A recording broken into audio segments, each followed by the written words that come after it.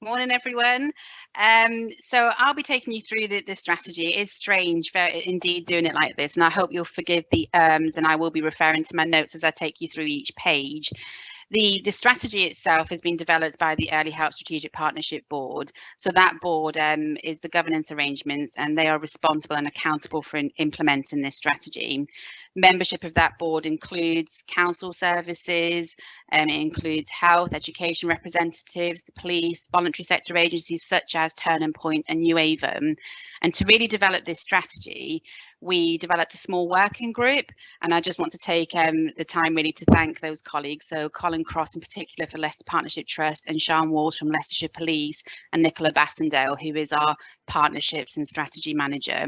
The four of us together really took on board guidance from our board itself, but what families told us, what our quality assurance activity told us, what the evaluation report told us, what partners told us, and today is the culmination of that work. There were various reiterations that went back to the board, and what you see today is the final version. Like Caroline said, this is our strategy, and I really hope that you use it in that sense. I do remember the days of the CAF, the days where early help was considered or known as just for early years work, the days where early help was just the local authority's responsibility. And we have made so much progress and moved a really long way. When I look at this strategy, the one that we had was right for then. It was a moment in time and it did what it needed to do. This one is absolutely different. So as I take you through the strategy, I'm just going to pick out some key headlines from some of the pages, and then I hope that you do take the time to read the strategy in full and look at all of the information. So to start with, page 5.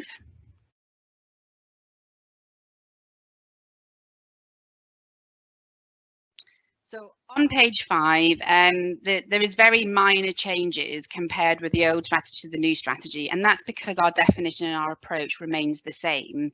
In terms of the definition, I think a key point for us to be thinking about is that we don't talk about early help just being about prevention before families need specialist and statutory help. We talk about early help having a role to support those families who are open to statutory specialist services and are stepping down those tiers, and the role that early help can do to support them. In terms of the approach, it's common amongst all agencies. You know, we all believe that children and young people are best supported within universal settings. We all believe that we should have a whole family view, that we should have a competent and confident workforce, and that we absolutely should be sharing information to reduce risk. Moving on to page 6. This page talks about the key themes, which remain the same: support, strengthen and thrive. So in terms of being really clear that we are about supporting families as soon as problems first arise, that it is about evidencing the difference that early help makes, it is about strengthening families' resilience, and it is about enabling them to thrive so that they don't need statutory and high cost intervention.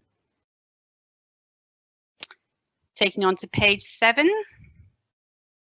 So with page 7, we thought it was really important that we set out the national context. So there's a range of reports there with links, there's web links at the end of the strategy that really just talk about the key reports that both evidence the impact of early help, but also talk about the importance of doing it in collaboration. In terms of one of the reports that I've mentioned there, so Evaluating Early Help, a guide to evaluation of a complex local early help systems, that report was published in 2019. And the report set out 6 principles that they believe really evidence the impact of early help, and that if you were doing these 6 principles, that you were absolutely confident about your approach. I took the opportunity to benchmark ourselves against that, and was really pleased to see that we were doing most of those. But what came from that report was an opportunity for me to go and look at other local authority areas and look at what they were doing that is different to us, and thinking about how we could use that learning. One of those being the early help assessment model, that is a new document articulating what the model looks like in Leicester, and I'll go through that at a later stage. If you get the time, benchmark yourselves against the 6 principles. It doesn't matter how small or how large your organisation is. It gives you an idea of where you are, really. So moving on to page 8 and 9. So we then started to talk about the local context. So it's great to have the national context, but what does that mean for Leicester? Many of you will know that we did the evaluation report, so an evaluation of Leicester's early help model for 2015 to 2019, so 4 years. This incorporated the Troubled Families programme, and it was really informed by a range of data through working with 4,000 families. These 4,000 families were supported by 15 key agencies across Leicester. And the strapline remains. I mean, what that report did for us was help us to really be clear that if you can predict it, you can prevent it. And using the data and the evidence from families, from partners, from quality assurance activity, we know that we can predict demand with some of that information and therefore target resources effectively. Page 9 just gives you a summary of some of the key headlines that came through the report. So the needs of families, what families told us, and how we knew that early help was making a difference. Next section of the strategy is page 10 to 14. So they really talk about the partnership pledges. And with the partnership pledges, they've remained mostly the same from the old strategy to the new. We felt as a partnership board that none of those things had changed, and it was just about making some tweaks to them, really. And in terms of those pledges, it's about each organisation identifying a named lead for safeguarding and early help. What you will find is that most agencies, no matter how large or small, will have a safeguard and lead, but not necessarily someone that thinks about the early help picture, which is where the majority of families are that we're supporting.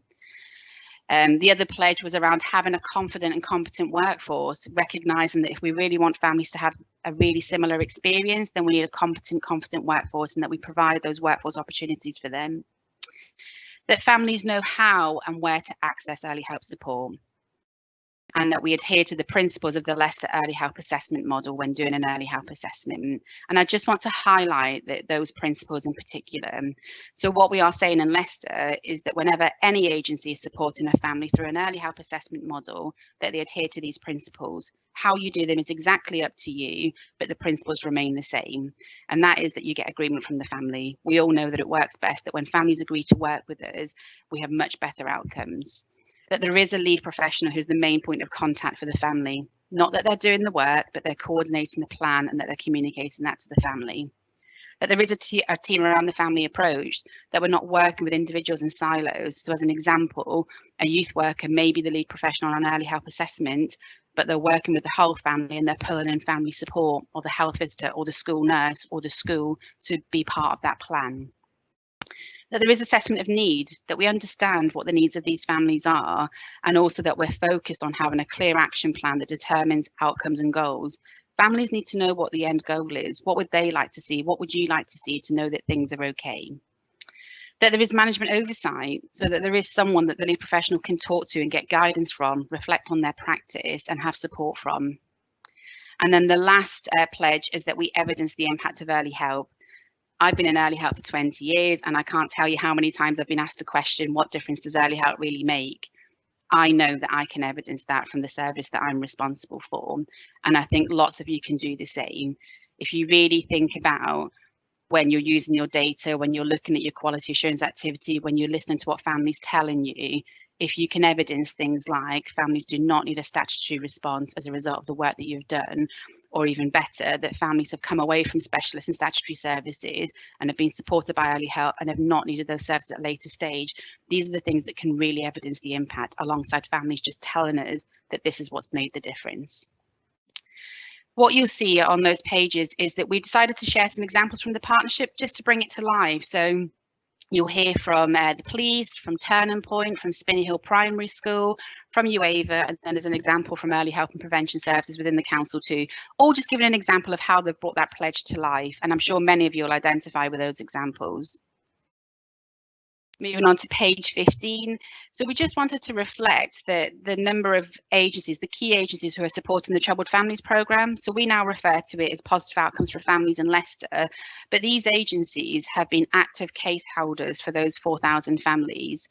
That's not to say there haven't been a whole load of other agencies involved. So particularly police, and school would be absolutely very much involved in a multi-agency approach and an early help assessment, but these agencies were the ones that were case holders for those 4,000 families, and therefore we were able to draw a lot of evidence and experience from them.